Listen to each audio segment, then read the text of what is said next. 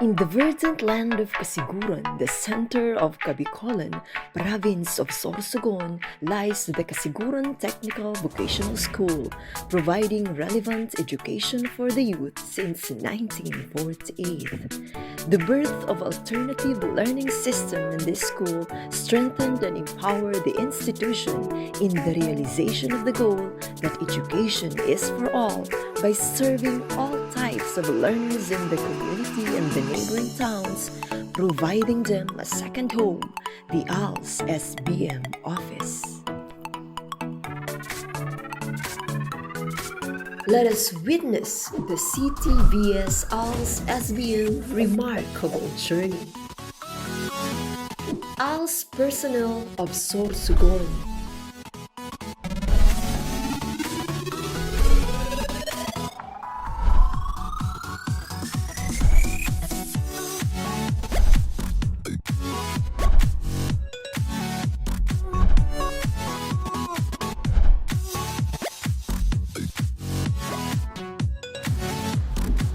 Magandang araw. Ako po si Sonia M. Buesa, punong barangay ng Alubis, Casiguran, Sorsogon. Ako po ay isang A&E passer noong 2019. Malaki ang naitulong ng ALS, Alternative Learning System, sa akin para mapagtagumpayan at may taguyod ko ng mas mabuti ang pagiging magulang at asawa. Ako ay handang tumulong at magbigay ng buong suporta sa ALS-SBM implementation sa CTVS dahil ako ay naniniwala ayon sa aking karanasan, mas mapapaganda ang kinabukasan ng mga kabataan. May mga asawa at pamilya, mga nagtatrabaho na hindi nakapagtapos sa pag-aaral. Maraming salamat po. Ako po si Maria Minesamor, alkalde ng Bayan ng Casiguran. Buong pusong nagpapasalamat sa pamunuan ng Casiguran Technical Vocational School sa pagtaguyod ng programang Alternative Learning System. Bukas po ang lokal na pamahalaan ng Casiguran sa anumang assistance o tulong na maaring naming mabigay sa abot ng aming makakaya. Lalong-lalo na sa mga out-of-school youth at sa mga taong kabilang ng programang ito.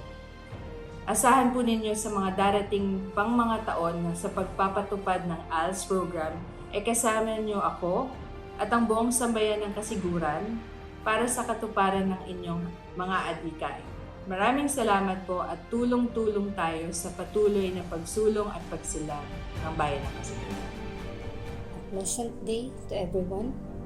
It is a remarkable honor to be able to implement and fully adapt the alternative learning system in our school, Casiguran Technical Vocational School. I can say that our pilot implementation and execution of the program did not go easily and smoothly. Yes, we tested and so we tried, then here and now we prevailed. Together with the ALS implementers, I can joyfully say that we've learned a lot and gained a lot in the meaningful years of ALS journey.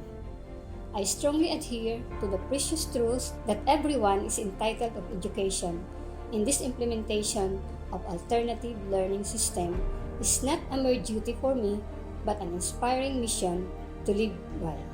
I am deeply thankful for the success of our pilot implementation of ALS-SBM in the humble achievements of our ALS learners who completed junior high school last school year.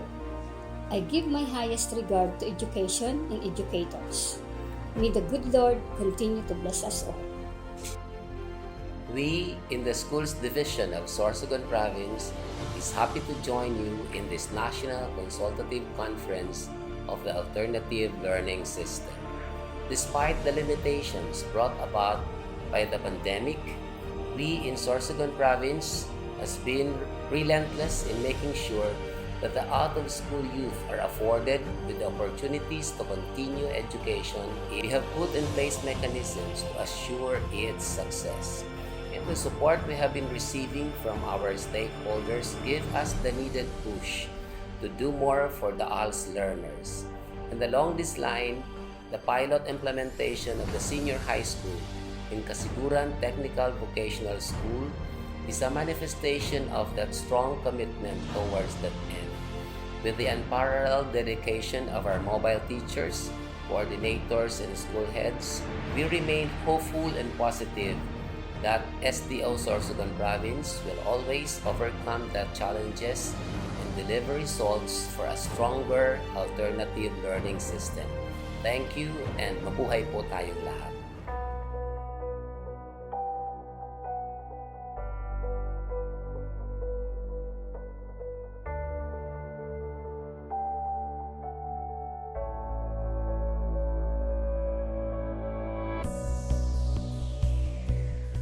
Several visitations were conducted by ALS head and personnel in our school CTVS for the preparation of the opening of ALS-SBM.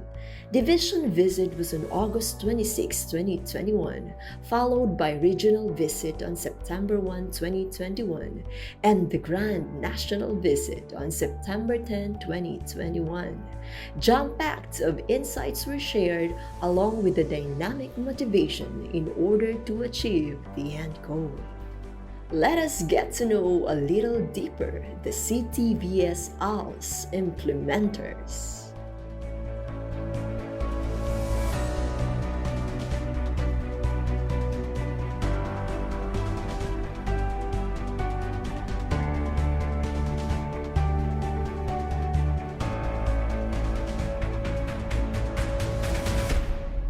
The ALS implementers have reached the community barangays and reconnected with the officials in order to work as one in encouraging and supporting out-of-school youth to go back to education.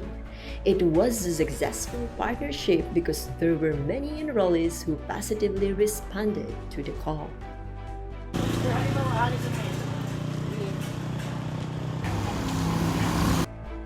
Nag-open naman ang senior high school at.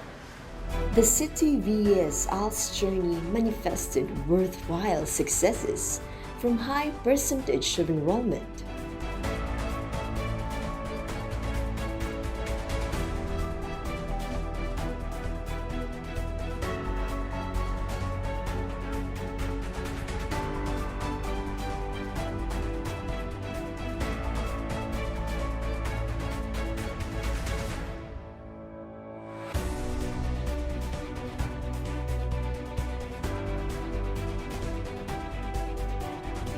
Eventful launching with learning kit giveaways.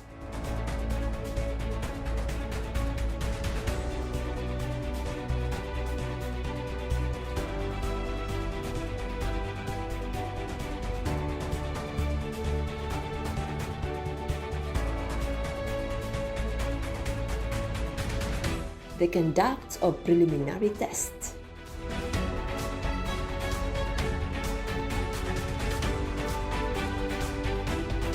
Abundant source of learning materials.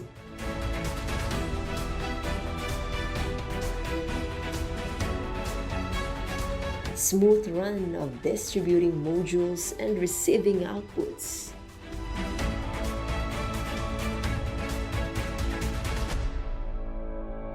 Conferences with ALS focal person.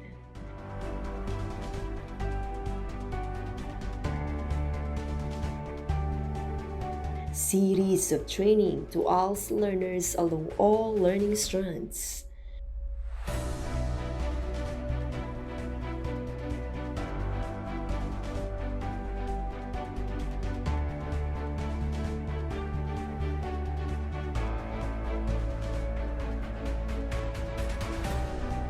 Upskilling the implementers.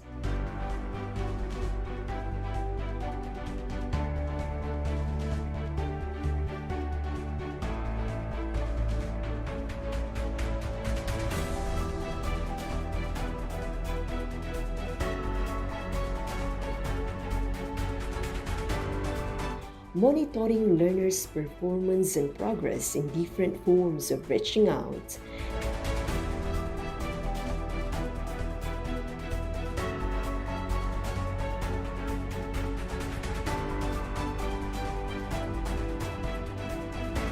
and being recognized by Tobacco Division during the benchmarking last May 24, 2022 because of the best practices of the implementation.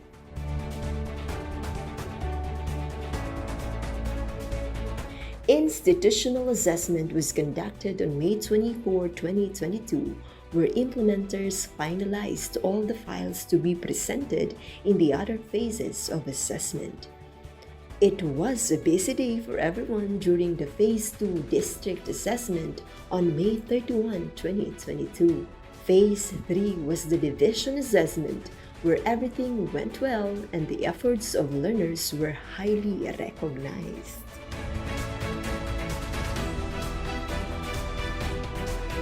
The most awaited Revalida was conducted last July 1, 2022, which tested the learners' readiness and competence to step up to a higher level of education.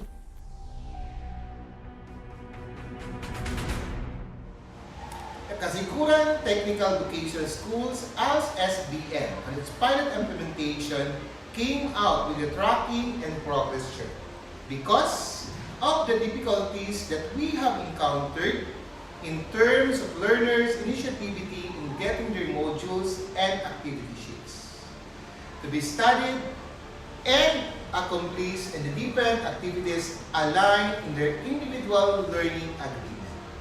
These charts serve as a meaningful and very effective tools in gathering and plotting all the documents needed for learners' individual formal records. This enrollment tracking chart checks the records and traces every learner's documents on hand, starting to their address, individual learning agreement, enrollment form, FLT, both pre and post tests, RPL forms, and other important documents that learners should provide. The learner's progress charts track down the accomplished modules in LAS and the attendance record of learners in the face-to-face tutorial on the different least learned competencies as identified by the facilitator during checking and assessing the submitted outputs. These particular tools lead our learners to be more consistent and diligent enough in accomplishing their modules, and teachers make LAS. With posting of these tools, percentage of accomplishment increase because each learner become aware and felt motivated upon seeing their progress and achievement in their ALS journey. The usefulness of these tools contributed to the success of the ALS-SBM pilot implementation and will continue to be of great service for more progressive years of teaching and learning process. July 13, 2022 was a historical day for the entire school because it recorded the first ever CTVS ALS-SBM completion rites. Joys and tears intertwined as the completers gave pride to their parents and loved ones with their humble achievement as an official junior high school passers equipped to face bigger challenges of life.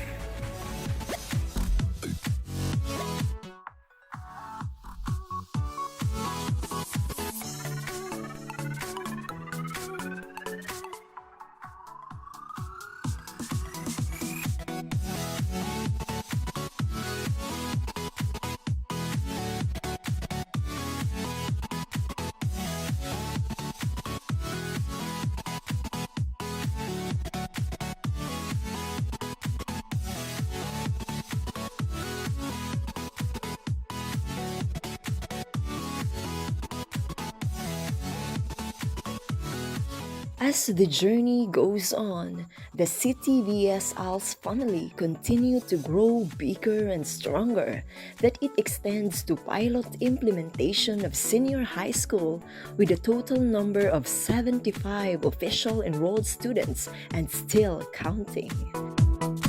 Our door of educational opportunities is always open to anyone to everyone that comes in, because we always love to serve and never will we stop making a difference.